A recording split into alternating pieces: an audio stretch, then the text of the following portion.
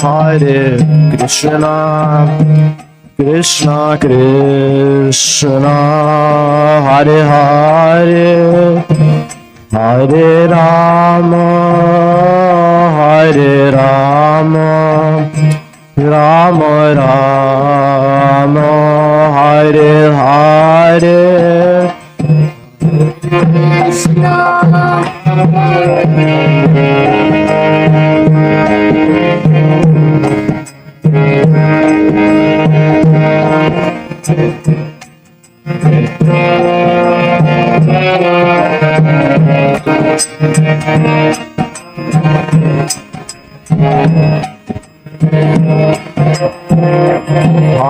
Krishna, Hare Krishna, Krishna Krishna, Hare Hare, Hare Rama,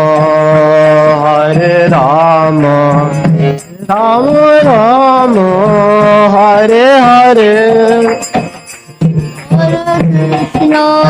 Hare Krishna, Krishna Krishna, Hare Hare, Hare Rama, Rama Rama, Hare Hare. Hare Krishna, Krishna Krishna, Hare Hare, Hare Rama, Rama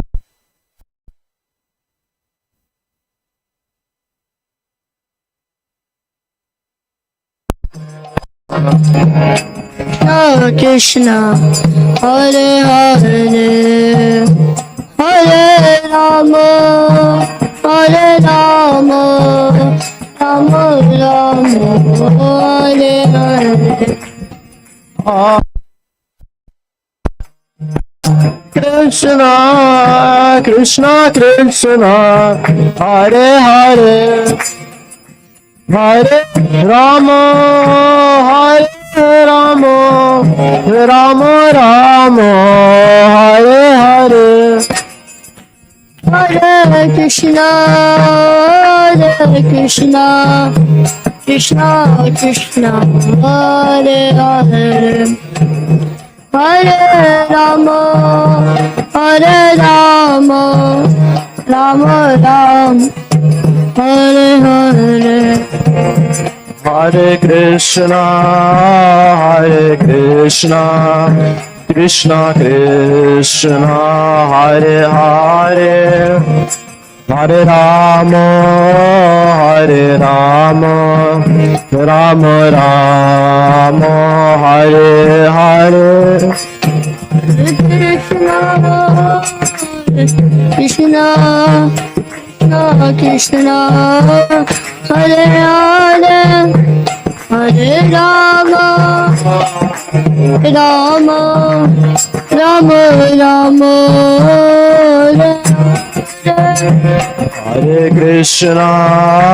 Hare Krishna, Krishna Krishna, Hare Hare, Hare Rama,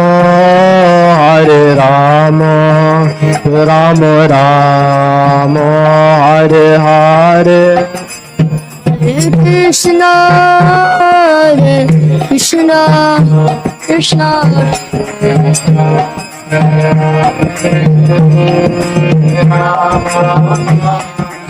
Rama, Rama, Rama, Hare Krishna, Krishna Krishna, Hare Hare, Hare Rama, Rama Rama, Hare Hare.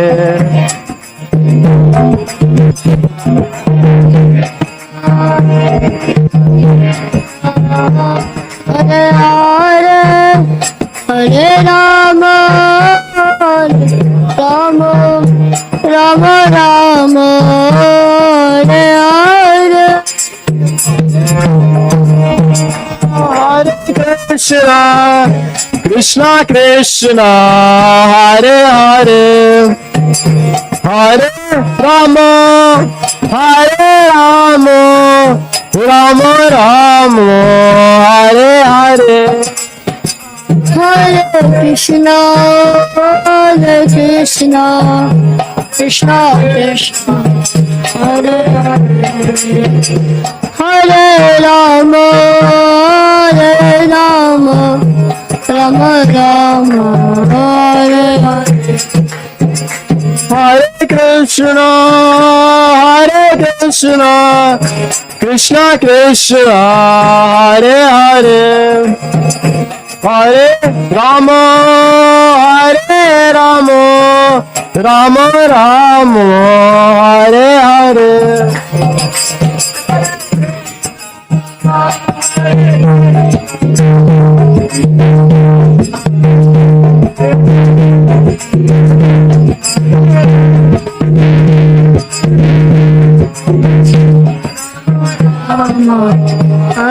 Hare, Hare Krishna, Krishna Krishna, Hare Hare, Hare Rama, Rama Rama, Hare Hare. Hare Krishna, Krishna Krishna, Hare Hare, Hare Rama, Rama Hare Hare. Hare Krishna, Krishna Krishna, Hare Hare, Hare Rama, Rama Rama, Hare Hare.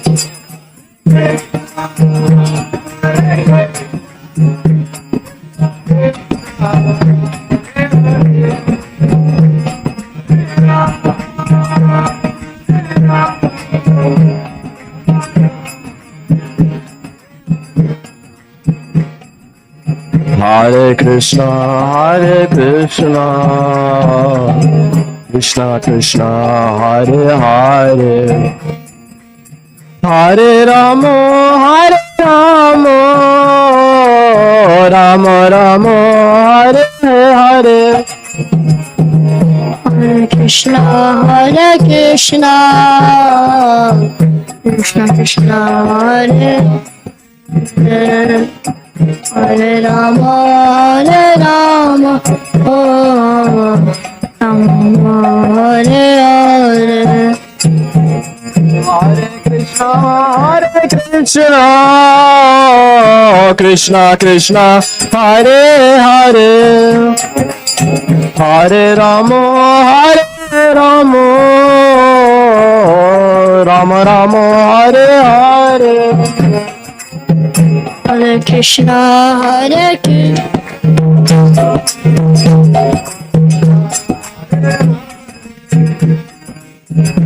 Hare Rama, Hare Rama, Hare Hare. Hare Krishna Krishna Krishna Hare Hare Hare Rama Rama Rama Hare Hare Hare Krishna, Krishna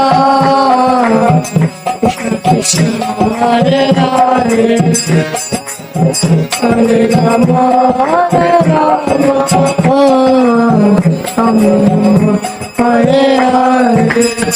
Hare Krishna Krishna Krishna Hare Hare Hare Rama Rama Rama Hare Hare Hare Krishna, Krishna Krishna, Hare Hare, Hare Rama, Rama Hare Hare. Jaya Prabhupada Jaya Prabhupada Jaya Prabhupada Jaya Prabhupada Prabhupada Jaya, Prabhupada Jaya, Prabhupada. Jaya Guru Deva Jaya Guru Deva Jaya Guru Deva Jaya Guru Deva Guru Deva Jaya, Guru Deva, Guru Deva. Gurudeva Jaya Gurudeva Jaya Gurudeva Jaya Gurudeva Gurudeva Jaya, Gurudeva, Gurudeva.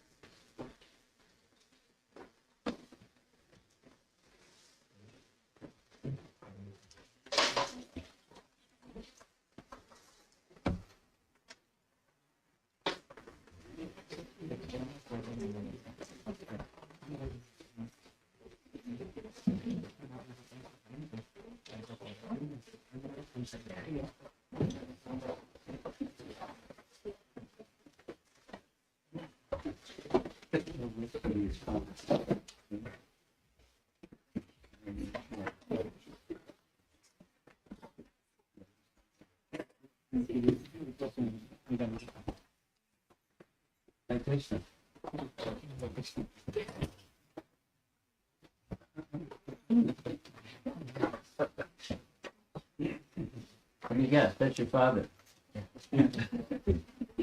How old was your father? He is 79. 79. Right behind you.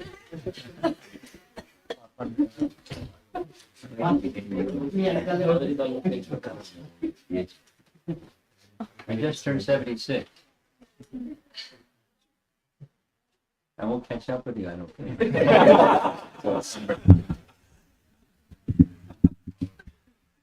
It's just one of those things.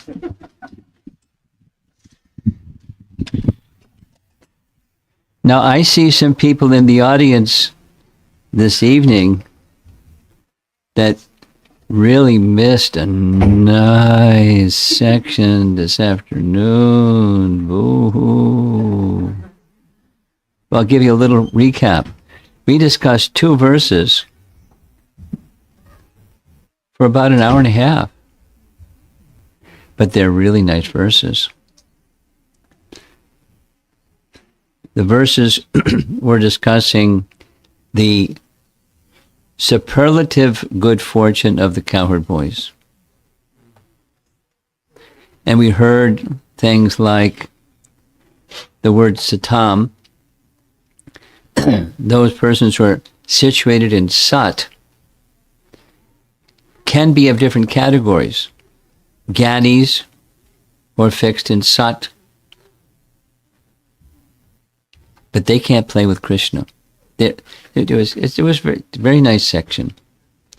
Then Dasya, Bhatanam, those who are servants of the Supreme Lord who worship him as a person in opulence, but they don't play with the Supreme Lord.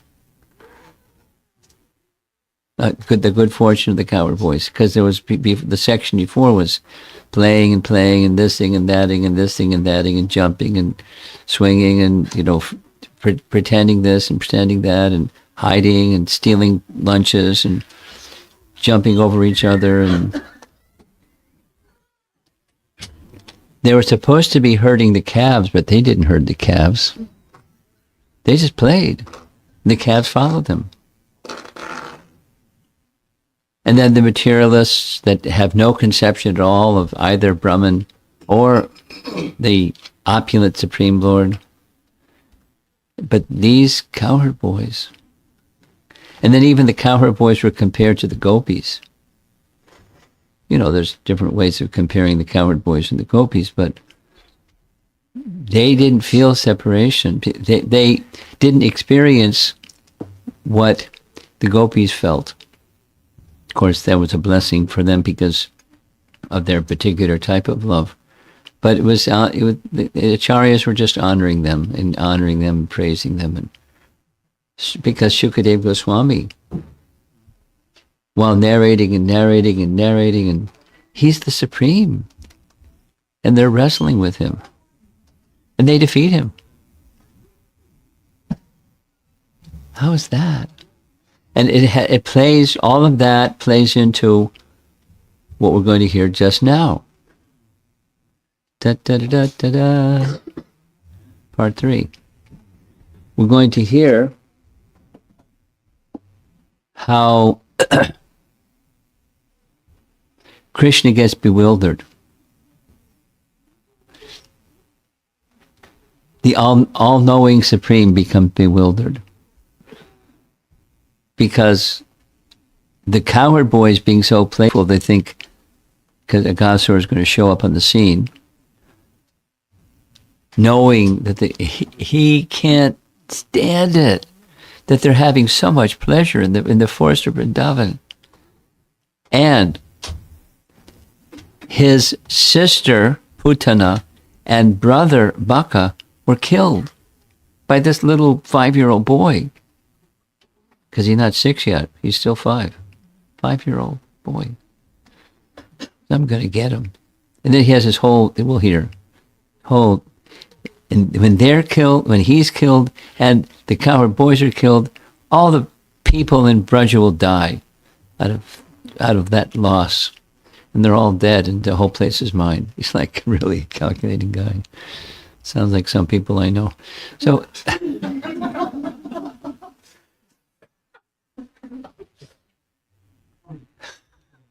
Excuse me.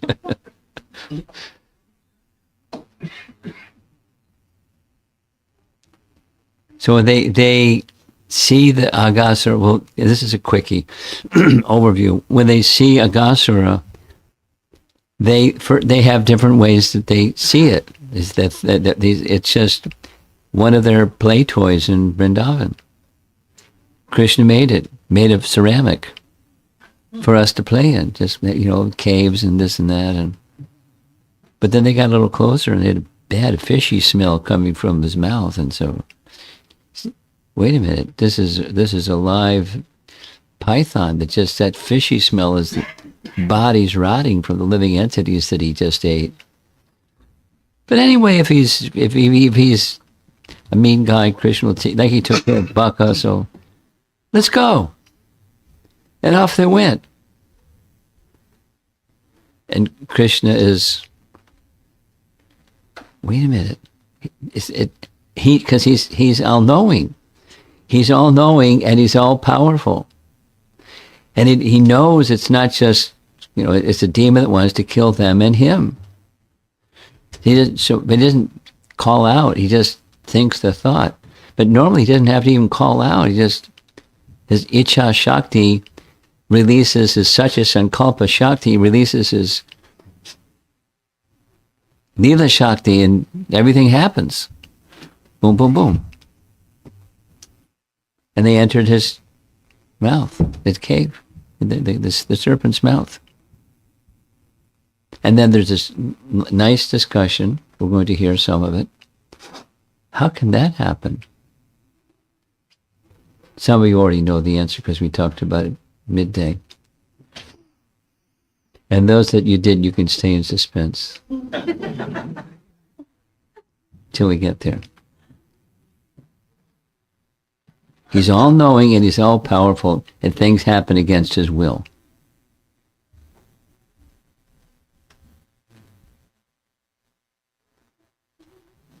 It's right in, this is our highest scripture. The all perfect, almighty, all-powerful, all-knowing God. Something happens that he doesn't want.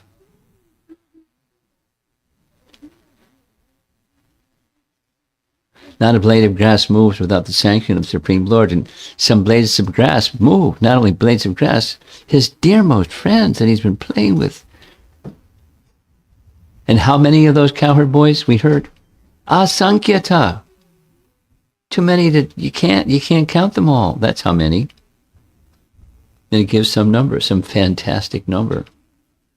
And they all have calves. So anyway, let's go on.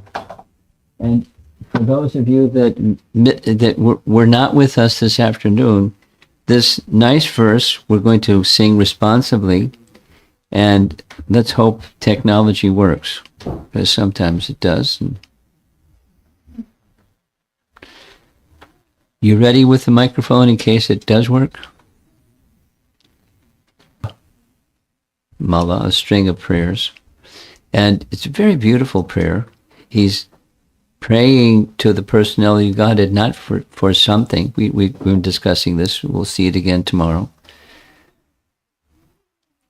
He's experiencing hope that although I'm unqualified in this and that and the other thing, because you're so merciful,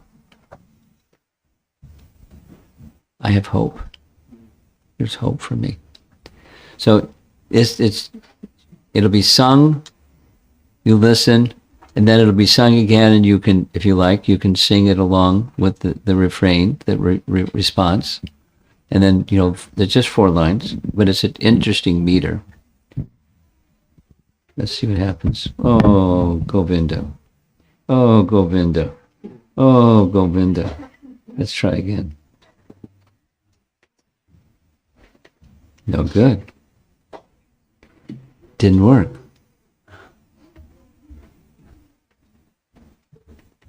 Taibo, please work. It's not going to work.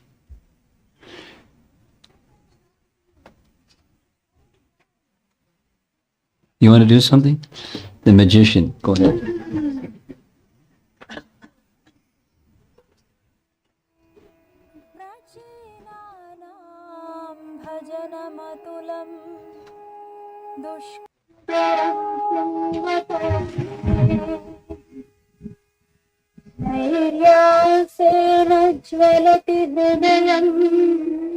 Let's go back.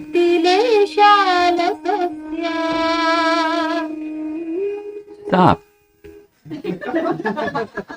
Okay.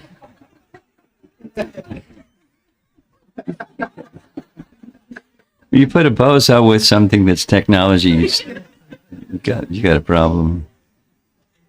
How do you do with computers? You're 78.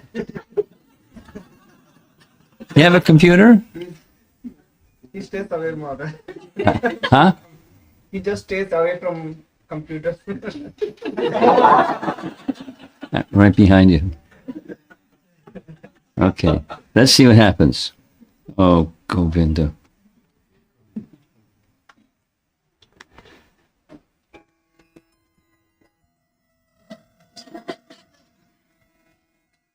प्रचीनानां भजनमतुलं दुष्करं शृण्वतो मे प्रचीनानां भजनमतुलं दुष्करं शृण्वतो मे नैर्यासेन ज्वलति हृदयम् भक्तिलेशालसस्य नैर्यासेन ज्वलति हृदयम् भक्तिलेशालसस्य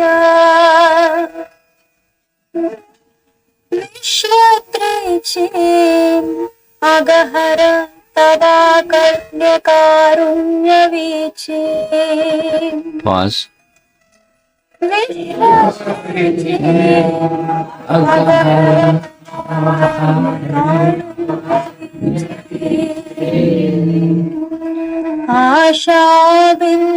आशाबिन्दुक्षितमिदम् उपेत्यन्तरे हन्तशैत्यम् Pause.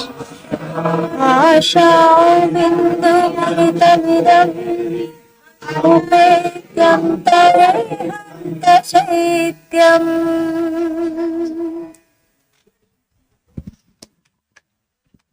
The melody and the meter match the mood of the verse. I am very weak and lazy to even do the smallest devotional service.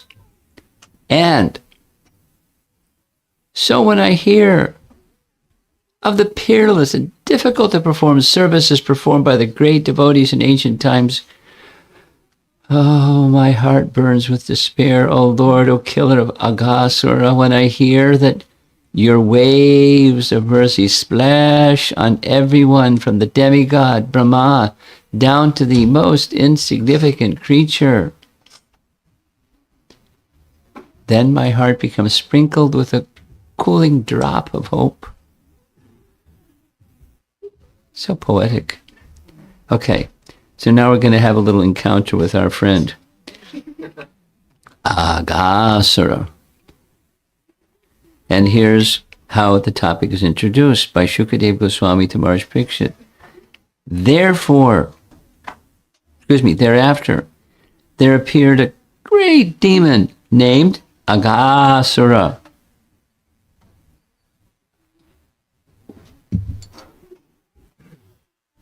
whose death was being awaited even by the demigods. The demigods play a role. The demigods watch all this, Lord Brahma included, watch all of this happening. And they really want Aghasura to take a hike.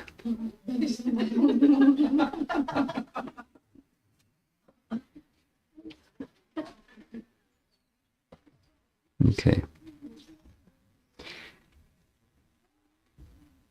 The demigods drank nectar every day, but still they feared this great demon and awaited his death.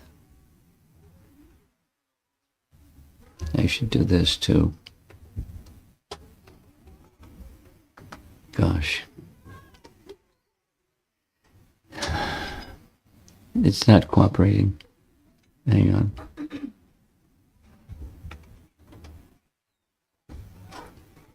We'll try it again. One more time.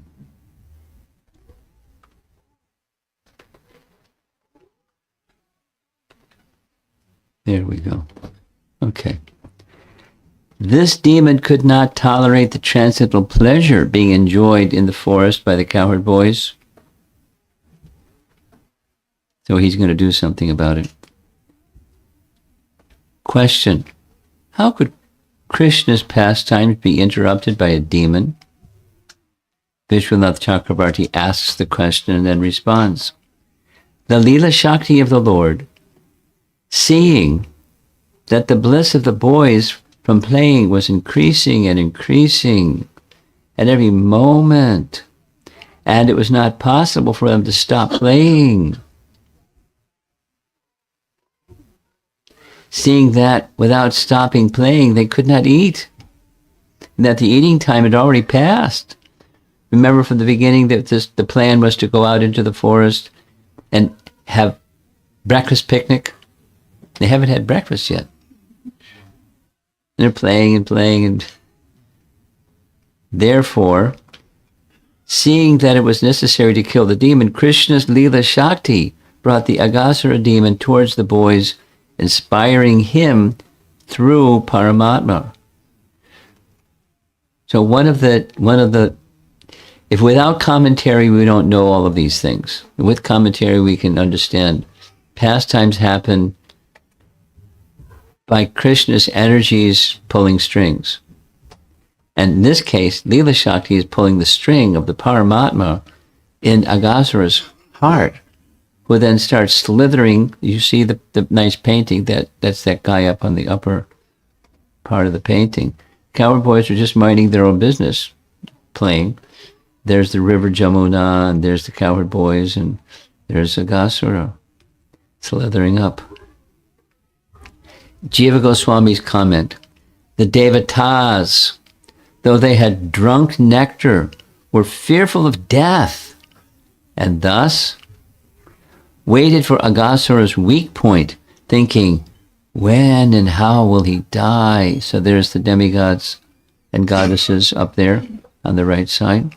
Sridhar Swami's comment, the meaning can be, even though the Devatas were fully absorbed in liberation, Amrita, they waited his death, or they wanted to live long in order to see Krishna's pastimes. Another rendering, they were without death because of accepting bodies for pastimes, or their subtle and gross bodies were without destruction. This is just playing with the word Amrita. It is said, even the liberated accept forms and participate in the pastimes. The Devatas were expecting these pastimes, and they're going to get a show. Aghasura had been sent by Kamsa, was the younger brother of Putana and Bakasura. What a family.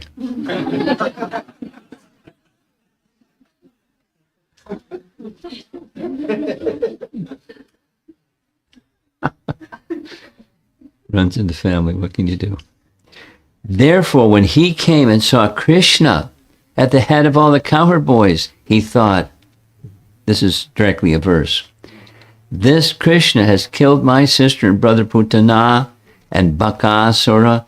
Therefore, in order to please them both, I shall kill this Krishna along with his assistants, the other cowherd boys. And this is his next verse, his thought process. If somehow or other I can make Krishna and his associates serve as the last offering of sesame and water for the departed souls of my brother and sister, then the inhabitants of Brajabhumi, for whom these boys are the life and soul, will automatically die. If there is no life, there's no need for the body. Consequently, when their sons are dead, naturally all these inhabitants of Braja will die. And some very interesting graphics here. After thus deciding that crooked, he's really crooked, Aghasura assumed the form of a huge python, as thick as a big mountain and as long as 8 miles. That's big. That's big. He's a big guy. But Putana was pretty big too.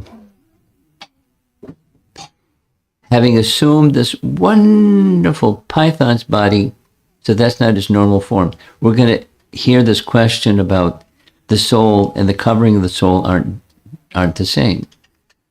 He gets liberation, so the question is, how can he get liberation? He's such a bad guy. Because he's not the body, he's not a python. We'll hear. He spread his mouth like a big cave in the mountains and lay down on the road, expecting to swallow Krishna and his associates, the coward boys. So you look closely, you can see the cowherd boys are little tiny guys over there on the bottom, and there's others watching the ones going in his mouth at the bottom. Resolving this, at that moment he spread himself out without moving, since he was cheating killer who could easily swallow them all by tricky means. He would swallow them all at once, since he was a python. This is Sanatana Goswami, he was cruel, with a proclivity for eating such boys. Yummy. His lower lip rested on the surface of the earth. His upper lip was touching the clouds in the sky. Big, thick, and a big mouth. The borders of his mouth resembled the sides of a big cave and a mountain, and the middle of his mouth was as dark as possible. His tongue resembled a broad traffic way. His breath was like warm wind, and his eyes blazed like fire. Upon seeing this demon's wonderful form, which resembled a great python, the boys thought that it must be a beautiful scenic spot in Vrindavan. Hey, playground, look at this. Hey, guys. Thereafter, they imagined it to be similar to the mouth of a great python. In other words, the boys, unafraid, thought that it was a statue made in the shape of a great python for the enjoyment of their pastimes. Some of the boys, on seeing Aghasura, started to run away, thinking it was a big snake. Other boys, however, considered that Aghasura was one of the wonders of Vrindavan. They comforted their fearful friends by saying, "Oh, fools, a snake can never be this big. It's something created by the Lord out of clay, so that we can appreciate the splendor of Vrindavan even more. He has made it in the form of a huge snake with a big gaping snout." This is the next verse. "Dear friends, is this creature dead? Or is it actually a living python with its mouth spread wide just to swallow us all? Kindly clear up this doubt." Next verse. Thereafter they decided, "Dear friends, this is certainly an animal sitting here to swallow us all. Its upper lip resembles a cloud, reddened by the sunshine, and its lower lip resembles the reddish shadows of a cloud." They're ready to go inside anyways. "On the left and right, the two depressions resembling mountain caves are the corners of its mouth, and the high mountain peaks are its teeth." Let's go. "In length and breadth, the animal's tongue resembles a broad traffic way." Notice the traffic way in the painting.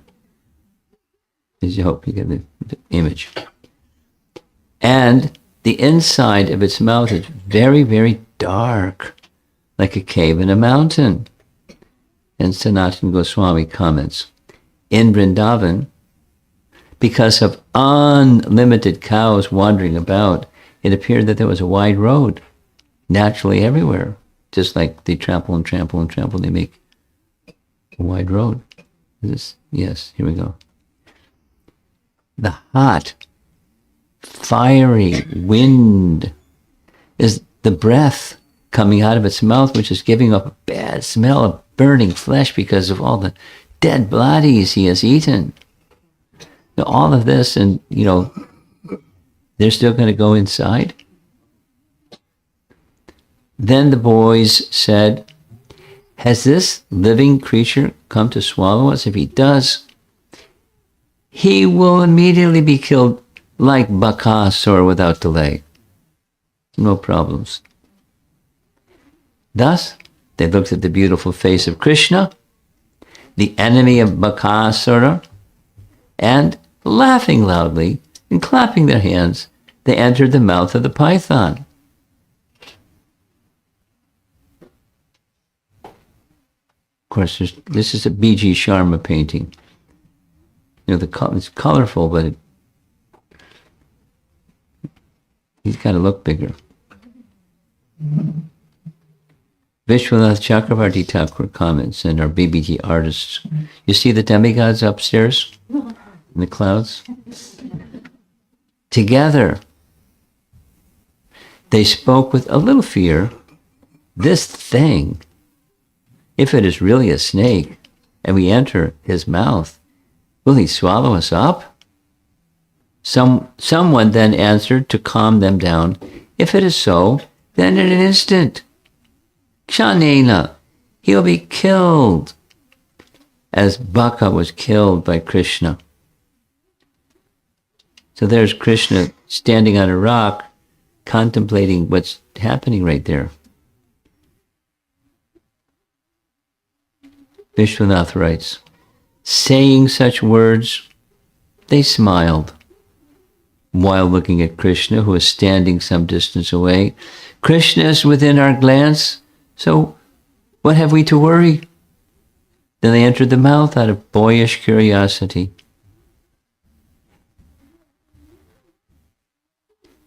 Or they looked at Krishna's face and laughed loudly to show that what they had said was a joke, implying to Krishna, you should be careful here. And that's curious. I mean, exactly what does this mean, this commentary? I before several times went over exactly what he's writing and what does he mean. So that they're laughing, they're seeing the serpent, they understand the serpent is a serpent, it's not a statue, not a carving or something, not a playground. It's a real living entity come to harm them. They looked at Krishna's face and they laughed. And therefore, implying to Krishna, you should be careful here. That is, watch us, and if it's danger, you take care of the danger, right? As you always do. Sanatana Goswami writes, Aghasura was a cheating killer. Aghasura is the personification of intolerance and cruelty. Now we're getting to the anartha that he represents. Due to a lack of compassion for the living entities, there is a possibility that one's spiritual attachment will gradually diminish, because compassion cannot remain separated from spiritual attachment. So there's a trick, or a lure, or a contamination of heart where one may become more interested in, rather than compassion for other living entities, compassion for something. The basis of compassion for the living entities, this is Bhaktivinoda Thakur. This is, his section from Chaitanya Shikshamrita, that the demons killed by Krishna and Praja represent some anartha in a sadhaka's path, an obstacle in the sadhaka's path, and Krishna is removing that obstacle for the sadhaka on his path of bhakti. So it's compassion for living entities that's rooted in compassion, the loving devotion that's existing in Krishna towards the living entities. Here's Bhaktisiddhanta saying the same thing in his language. Aghasura, there's missing an H in his name, epitomizes cruelty and violence. It is possible for love to suffer gradual decay by the absence of kindness for all animate beings. He's just saying the same thing Bhaktivinoda Thakur was saying in a different language. This may be so inasmuch as kindness can never be a different principle from love for Krishna. So say it positively. Love for Krishna facilitates or precipitates or nourishes love for other living entities. And when there isn't love for living entities, it's an indication of the love for Krishna is absent. There is no substantive difference between love for Krishna and kindness to individual souls. I mean, it sounds a little bit like a Christian slogan, but it's just fine. It's Bhaktisiddhanta. And here's Chaitanya Shikshamrita, Bhaktivinoda Thakur. Sri Krishna's activities are of two distinct types. He goes in a different direction. Those that are eternal, Nitya Lila, and those that are occasional. So his earthly pastimes are the occasional kind. Some of them are occasional kind. And then there's Nitya Lila. In Goloka, Krishna's Nitya Lila, or eternal pastimes, are conducted throughout 8 periods of the day. And they are constantly in motion. You know, the Ashta Kaliya Lila, 8 times a day, different activities. But in Bhoma Vrindavan, Krishna's Nitya Lila is mixed with the Naimittika Leelas, or occasional pastimes, like killing of demons. There's no demons in Vrindavan. So it's not an eternal pastime.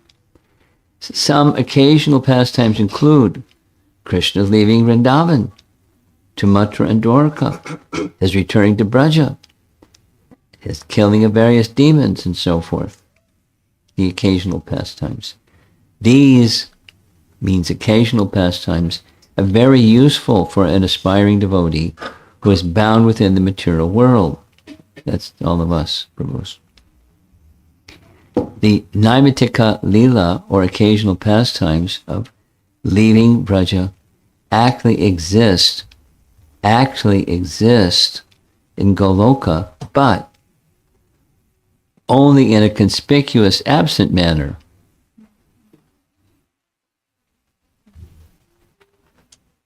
What does that mean? Something is conspicuous by its absence.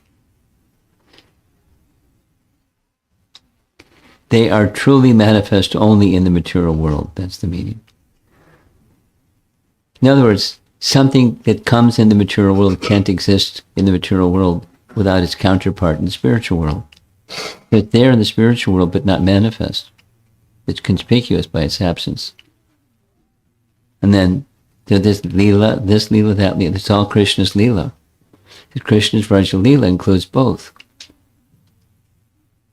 It's pretty simple. Practicing devotees or sadhakas understand these occasional pastimes to be like negatively tinted reflections of the eternal pastimes.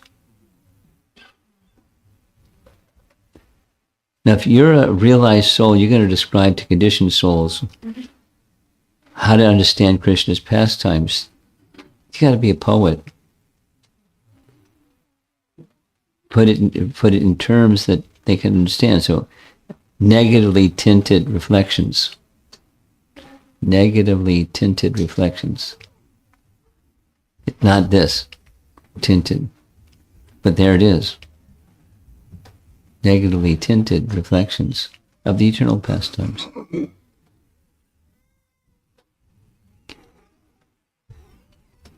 Killing of the demon Aghasura symbolizes removing the sinful activities of violence towards living entities and torturing others due to hatred.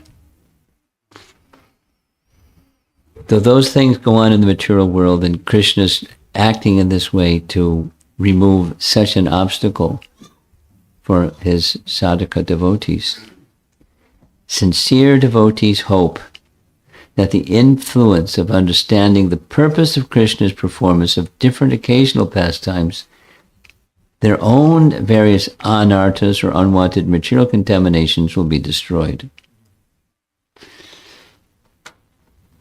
So let's just step back and say it really simply, as we did at the very beginning. Say it again and say it again, say it again. The childhood pastimes are very charming, and that they easily capture the mind, even of our children downstairs, if they would hear it. But in addition to their charming, they have a power, a potency. The power or potency within the childhood pastimes specifically is those who are in the stage of sadhana bhakti. Now there's those that are in the stage of bhava and prema bhakti, and they hear and they relish hearing again and again.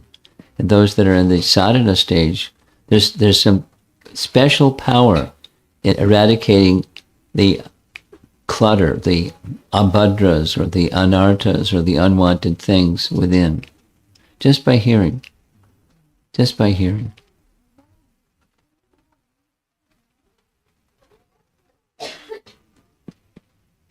So here's a little bit about the previous life of Aghasura.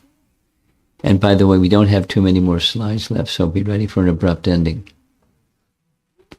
I'm putting you on notice. This is a description of his previous life before he was the demon Aghasura. Mahalashva, the king of Mithila, inquired from Narada Muni, who was this demon Aghasura in his previous birth, that he was able to enter Lord Krishna's abode? How can demons enter and mess with Krishna? Simply by hating him, this demon quickly attained Lord Krishna. So we're going to hear what happens when he was killed. Narada Muni said, O king, he was Shankachuda's son. Now who's Shankachuda? Who remembers from Krishna book or Bhagavatam? Shankachuda. Yeah. What did he do? He came to kidnap Radharani and the gopis right in front of Krishna. Brazen fellow. He lost his head. And his jewel on his head. And the jewel was given to Balaram. It's a whole, whole thing. So this fellow was Shankachuda's son. A rich follower of Kuvera, the treasure of heaven, who tried to steal the gopis from Krishna and Balaram. And his name was Agha. He was young, strong, very handsome. He was like another Kamadev. And then he made an offense before what he did with Krishna. His offense was he saw Ashtavakra that's bent in 8 places. He saw Ashtavakra walking by the Malaya hills, and he laughed at him. Who's this ugly person?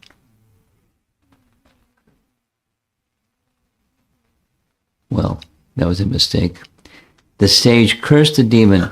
"Oh, wicked-hearted one, you'll become a snake. You'll be the ugliest snake in the circle of the earth." Seeing that the demon, his pride and arrogance now gone, had fallen to his feet, the sage became pleased with him and gave him a benediction.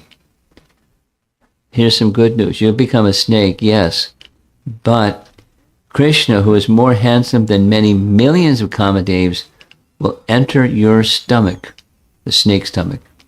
Then you'll be freed from having a snake's form.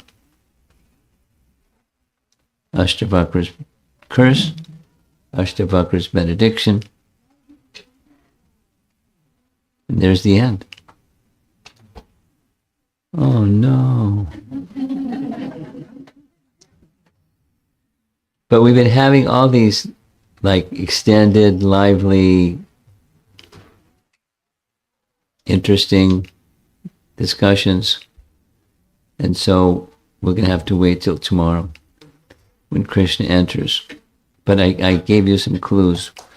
He as he sees the cowboys entering, he hits the pause button. Or Leela Shakti hits the pause button. It's he is being inspired. Listen to this.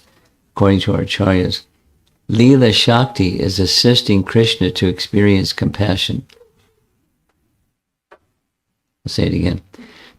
Krishna's own Leela Shakti, not that he doesn't have, but it gets spikes, it gets intensified by a scene that he sees, and he knows the danger, and he feels compassion for them. They're his shadow. They're inseparable from him, and they're not only being separated from him, they're entering. They're going to be killed. Now, Aghasura doesn't close his mouth because he wants Krishna to come. But if he closed his mouth, there's the python. They're finished. They're finished. So he feels Leela Shakti is one of the explanations, is making this arrangement for the source of all rasa, to have that rasa amplified and accelerated and raised very strongly by the pastime. It's his pastime. No, normally he's doing some things that give astonishment to others. That his Leela Shakti is giving Krishna astonishment. It's really sweet. It takes our acharyas to explain, because otherwise, how can you explain this? He's not all-powerful. He's not omniscient. Nice try.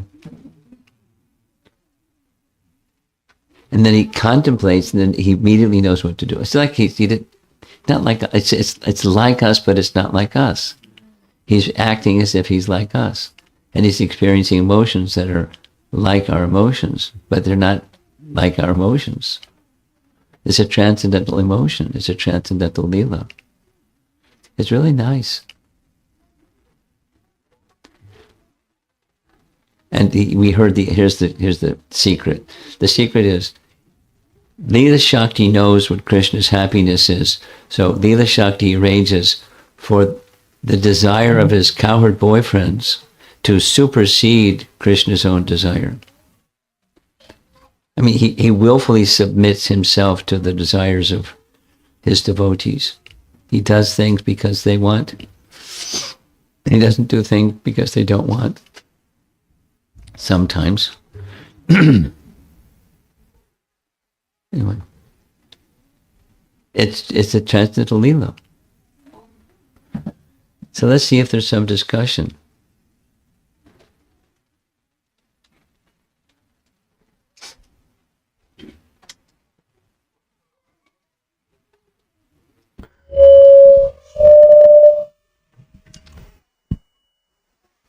Hare Krishna Maharaj. My assumption is that the cowherd boys knew there was some level of danger involved. Yeah. in walking in there. Yeah. Yet they still proceeded to walk in there. And I was just comparing that to just in our lives, you know, we take certain decisions or steps knowing that there could be a consequence to it. And so I was just curious, what is it that still drives us to take that step? And Confidence that Krishna will protect us. I mean, Prabhupada,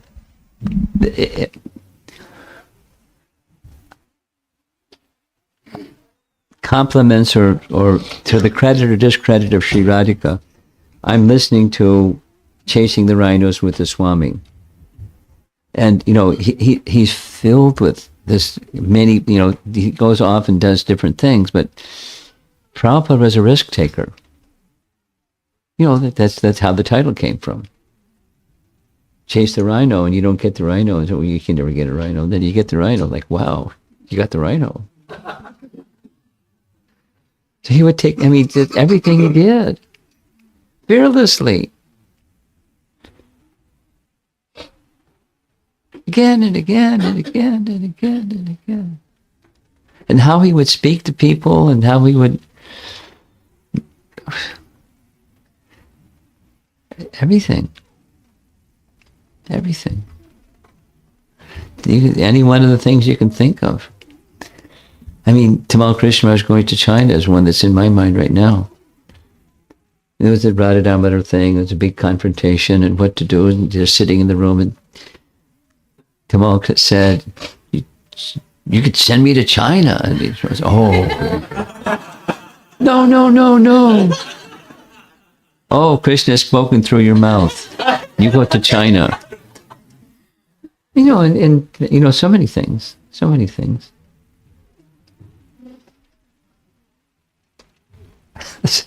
My mind is fleshing on so many things. There's so many nice things. Mission impossible is not impossible.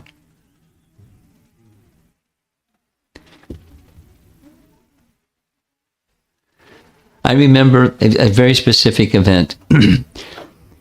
In the Boston, I was only in the Boston Temple for one summer. From my senior year of undergraduate study until the summer following that. Not the summer following, the fall following that. So there were only a few temples, and there were quotas for each temple, and Prabhupada decided what the quota was. The temples didn't decide, Prabhupada decided, and then the temples met their quotas, and he just, you know, doubled it. So, the next issue, Back to Godhead magazine, it was double, and we had to figure out how to, and then we knew what would happen after that, and what happened after that. It was like, he gave us, he put pressure, and so many things. Complete the construction of Krishna Balaram temple within 30 minutes or something.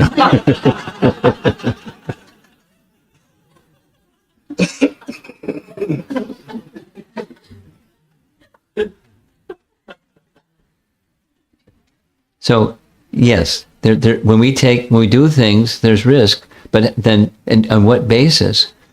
On the authority of the pure devotee, we may take risks.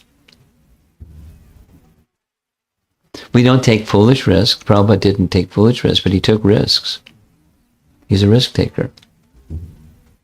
And sometimes he decided not to do something for whatever the reason. Super Soul indicated not to do something. But many of the things he did was risk taking. I mean, from the get-go. Crossing the sea, what was forbidden. Bhaktisiddhanta authorized it, so he did it. But sannyasis weren't to cross the sea. However, by boat or by any method. And then mixing with hippies. I mean, that's a no-no for a sadhu. Was he taking risk? And on and on and on and on and on and on and on and on. Because of his purity, he made the place pure. Anyway, so his conviction that Krishna will protect enabled him to take all kinds of risks. Travel to Russia during the Cold War.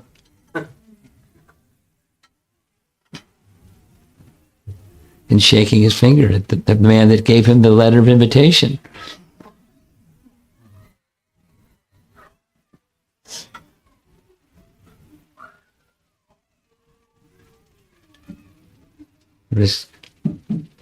But, wise with Krishna's protection, on principle, and confident that Krishna would protect.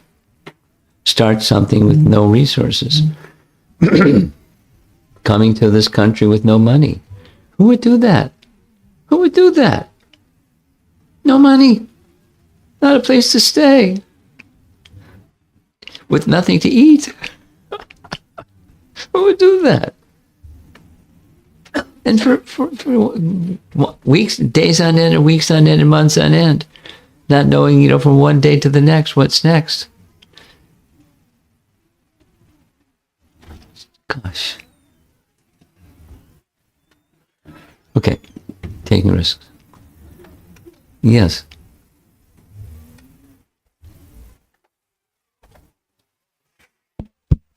Hi, Krishna Maharaj.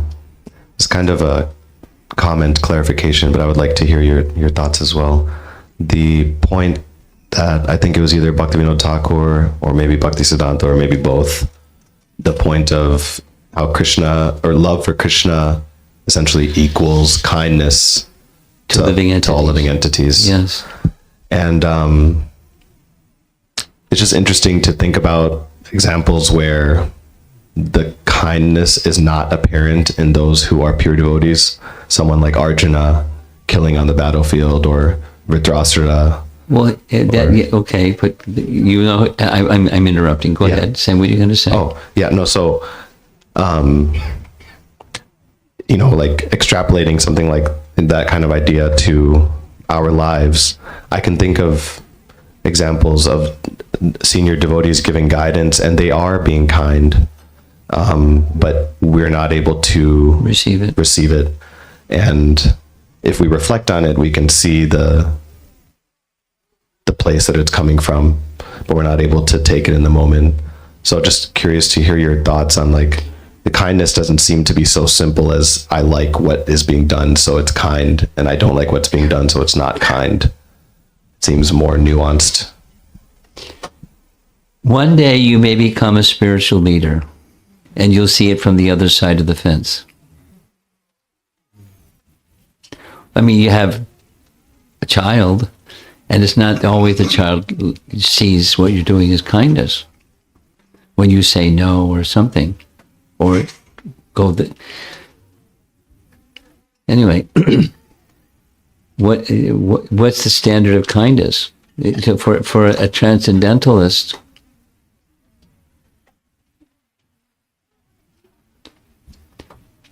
I'm tempted to say some things that I shouldn't say, but just pointing in the direction, what to speak of drawing a line, what to speak of firmness, of something that's that's not a risk worth taking, then it's resented. And some people, you don't say something. It's like that. I was just having this discussion with somebody. You see something, you say something. That's kind of common sense. It's like a common phrase. So if you see something, you say something, and then people take it, they're insulted. Or then they hold on to it. You said something when you shouldn't have said something. So don't say something and they fall off the cliff. So yes, from the person who's giving guidance, there has to be wisdom behind the guidance, and the wisdom, along with the wisdom of seeing, a risk that's, consider these things, those other things.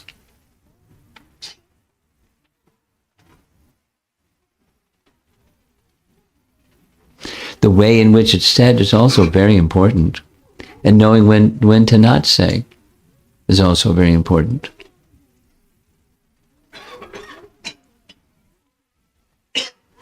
So it's really nice for even for those people who are wise to have wise people to associate with. I'll just get a little sharing. It's in keeping with your question, but it's not exactly a response to your question.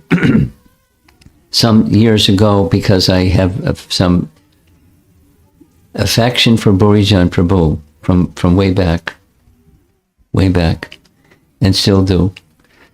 And I had an idea to stay in Vrindavan, but I'm too service-minded to stay in Vrindavan. So when I found out that he started the Vrindavan Institute for Higher Education, the VIHE, I signed up immediately. I'll be a teacher for the month, and I can stay in Vrindavan and have some service to do. Kijai.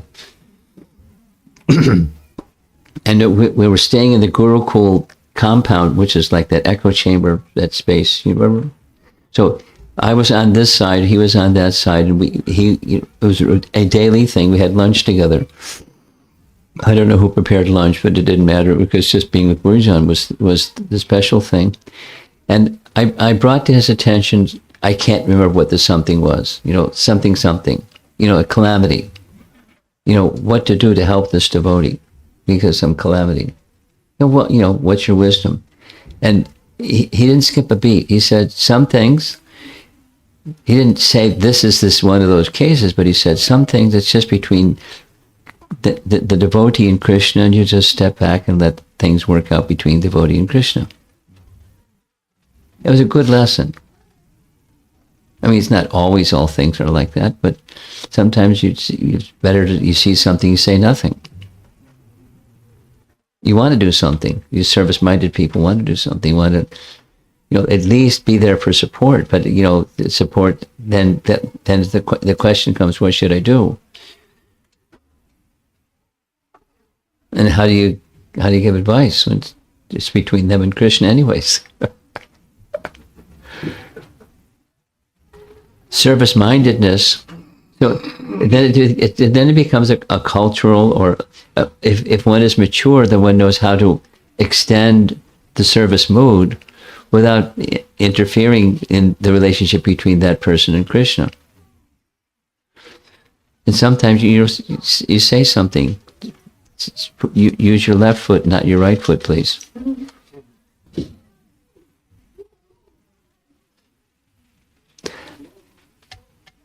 And it's not because it's coming up very soon, later this month, this Vaishnava etiquette. There are things that shouldn't be done, but there are times when those things that shouldn't be done should be done. And who's to judge that? The service-mindedness. Here's a nice example. You know these both examples. Hanuman said to Bhima, "Look, I'm too old. You want to get up and get those flowers for Draupadi? Fine. Just jump over me. You're the son of Vayu, so you can jump like anything." And Bhima said, If I could have jumped over you, I would have done it long ago, but you don't step over people because they're super soul within. So he didn't. But then the other situation is when Govinda stepped over Lord Chaitanya in Gambhira to serve him. But then when he was done, he stayed and waited till Lord Chaitanya woke up. Because for service, I can violate a principle. So, how to give advice, you have to be a cultured person and understand when service is there, the service mood is there, accept that. Give that, and sometimes giving the service mood is just to show kindness without any instruction. And then they can be misunderstood too.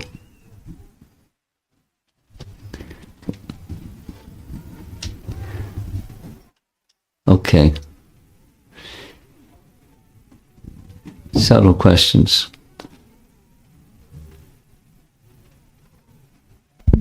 Guru Maharaj, could you please elaborate on anarthas can be removed just by hearing the pastimes of Krishna? Why not? It's sound. And sound is powerful. Material sound is powerful. Spiritual sound is spiritually powerful. So when the soul has coverings, spiritual sound acts to remove coverings. It does two things. And they both go on at the same time. Spiritual sound awakens the original consciousness of the soul.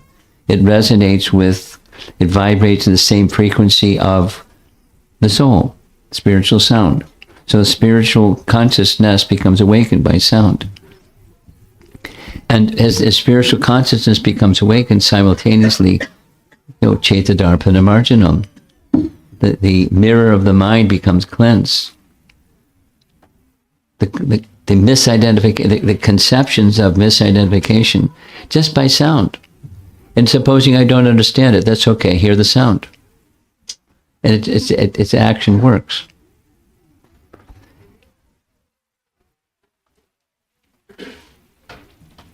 And you go back to you're looking at me like I got to say something more, so I'll say something more.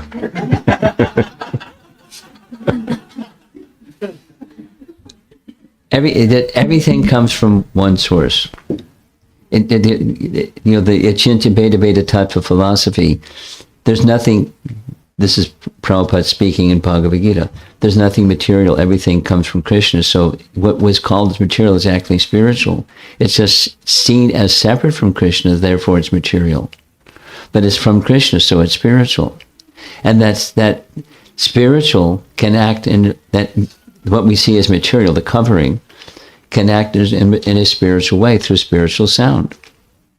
It elevates the vibration of, we're sitting in a room and you have there's the deities, and the deities are wood, brass, or stone.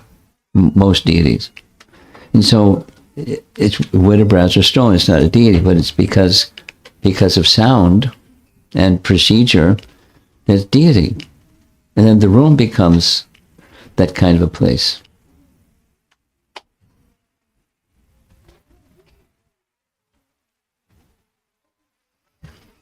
22nd Avenue, because of the kirtan of Prabhupada. You walk into place and they completely repaired it. So it's new wood floors. It's not the same wood, broken wood floors. But the vibration is still there.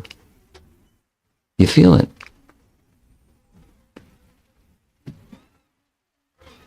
Something material can become spiritual. So that's the house through sound.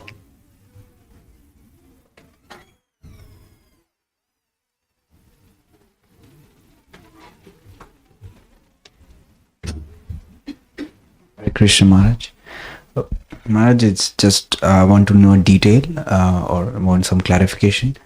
In the previous pastimes, we heard that Brajvasis think that Krishna did not kill any of the Asuras, but Lord Vishnu as a supreme god killed those Asuras. But here we hear that Gopas are saying that Krishna killed Bakasur, so he'll protect us. So these 2 points are contradictory. No. They don't see Krishna as Vasudeva. They see Krishna as their friend. You attended the midday class, so you remember that long description? Some see this, some see that, some see the other thing, some see the other thing. It's one of those. Oh, the light goes on. Without all the explanation, the one verse when Krishna enters the wrestling arena with Balaram. And they saw the same person, but they also had a different feature of the same person. Okay? Krishna, Krishna.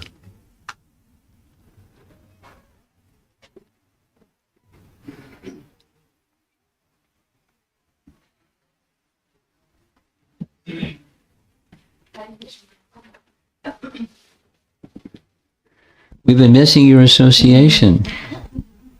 And what to speak of your nice questions. You've been watching remote, I know. Go ahead. I'll catch up on those classes, Maharaj.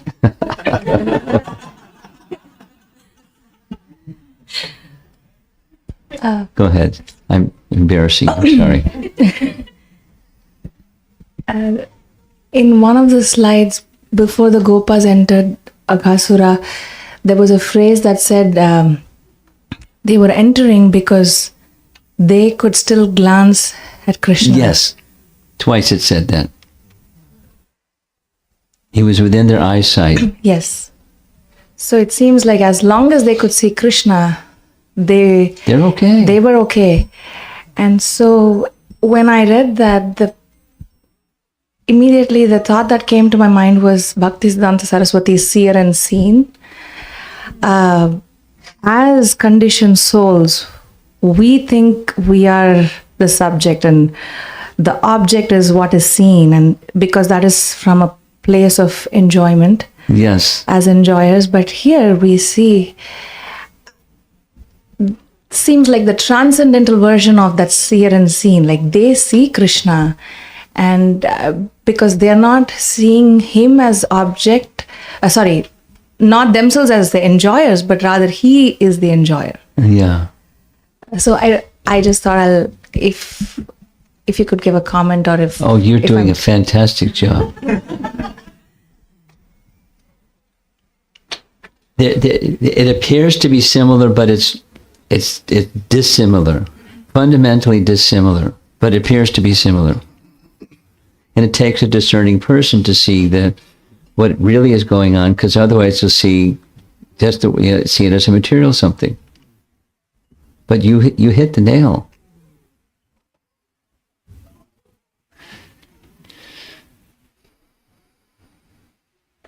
They're not Vedantists. They're cowherd boys. But they're above the Vedantists, because Vedantists split these hairs, but they're living that way. They're already there. They're beyond Vedantists. And even because of their intimacy with Krishna, they can cover his eyes, and they can defeat him in wrestling, and it's his pleasure, and he enjoys that kind of intimacy. He's at the center. He's at the center, and he enjoys the intimacy of that kind of love. So it looks flip, but it's not. He's at the center. And as long as he's at the center, we're okay. And then when he leaves,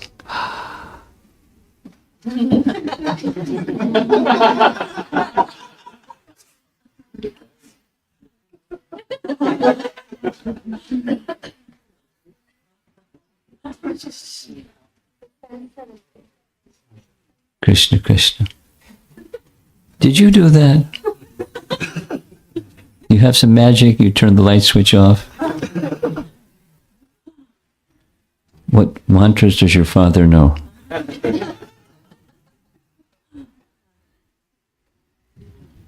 Okay. Are you okay? Do you need to say more? You're okay. You're okay. Yes.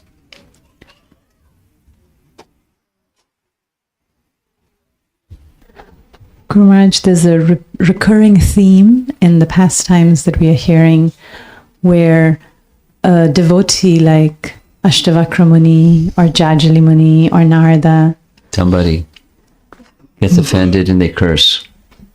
They make a promise of Krishna redeeming an offender. Yes.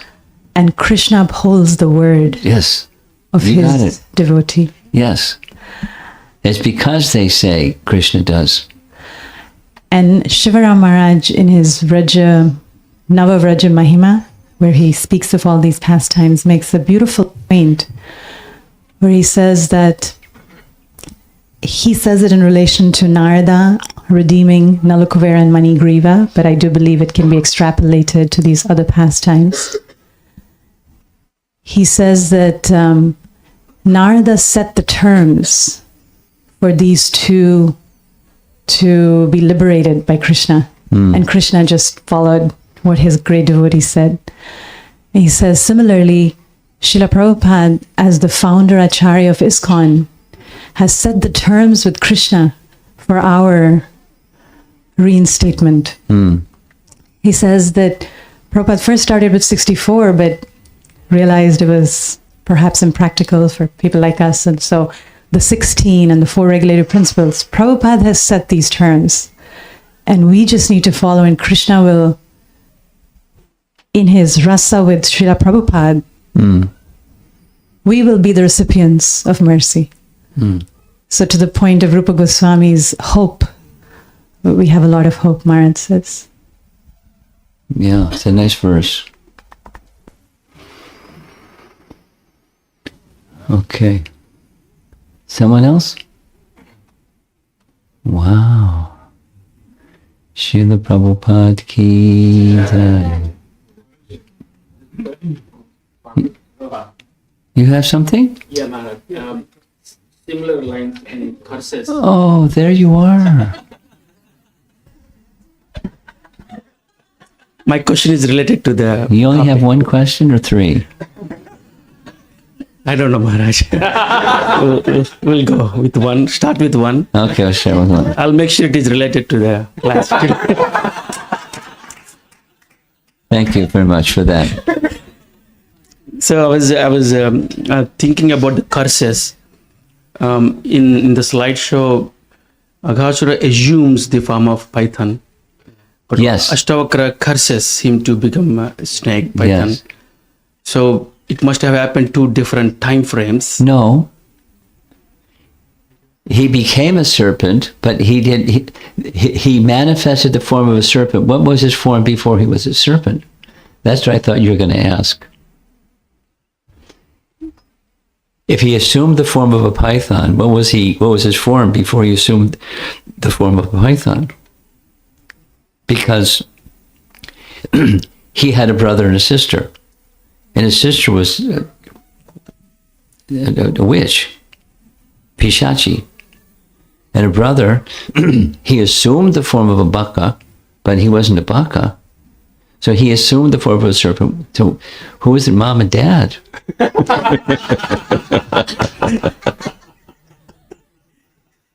And what were their forms as their children? You know, she was a witch that had power, and all 3 of them have these mystic powers, shape-changing powers.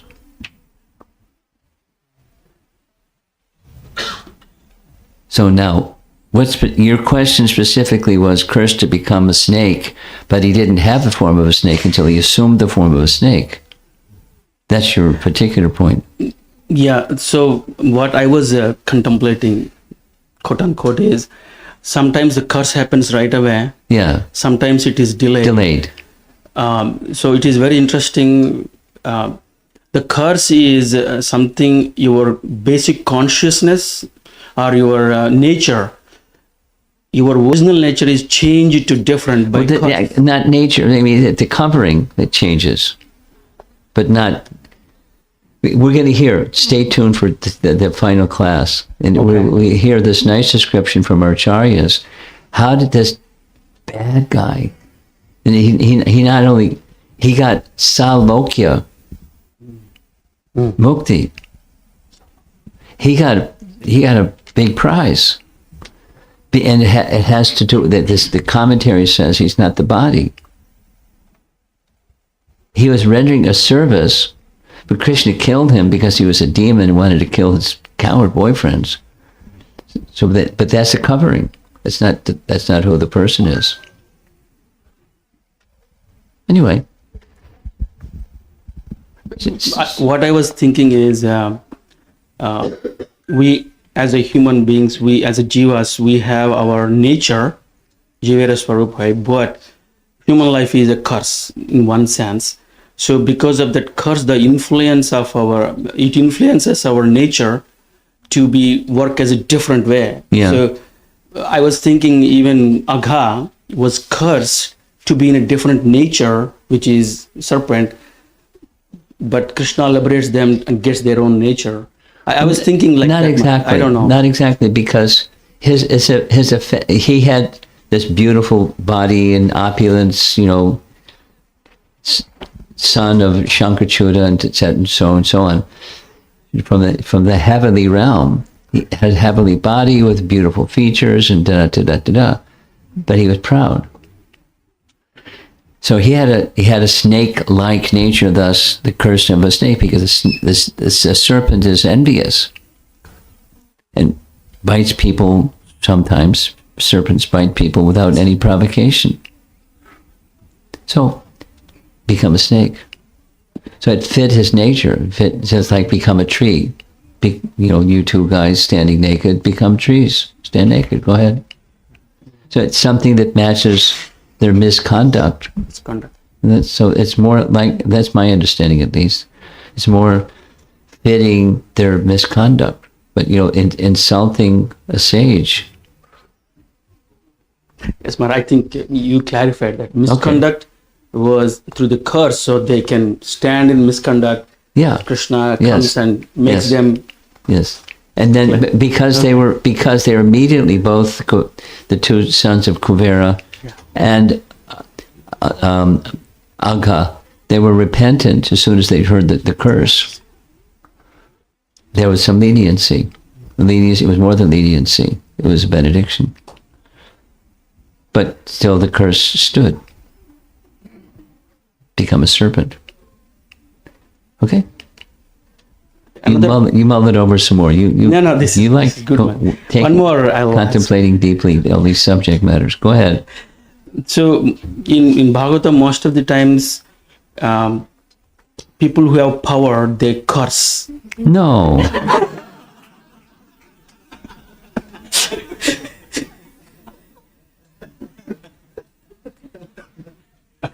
Sometimes, persons that have the short fuse, they curse. When there is a conflict, the curse happens. But it's only, I didn't like what you did, so I'm going to curse. No, it's not. That's not fair. Many powerful people were virtuous and didn't curse. And some persons were powerful and not virtuous, and they cursed. But not everybody. It wasn't everybody that's in that bucket or something like that. Nice try. Maybe till now what I read was like that, hey, you are misconduct, so you're going to curse or. But it's not everyone does that. Not everyone does that. Don't get stuck. Don't get stuck. Okay. Srila Prabhupada Thank you, ki Maharaj. jai.